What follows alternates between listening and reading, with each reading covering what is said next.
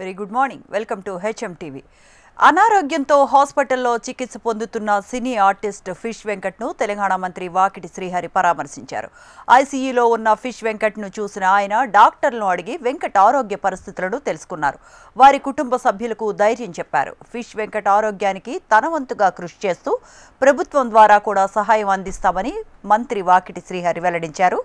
Fish వెంకట్కు తగిన చికిత్స అందించాలని డాక్టర్స్కు మంత్రి సూచించారు.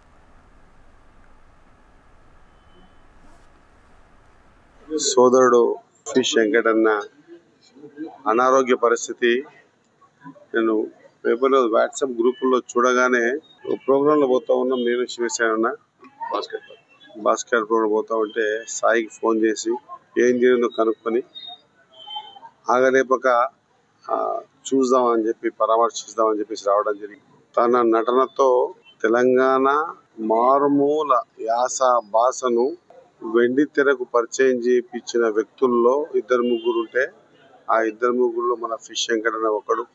చాలా కింది స్థాయికించి తన కళా నైపుణ్యం ద్వారా తెలంగాణ రాష్ట్రంలో లేదా సమైక్యాంధ్రలో కూడా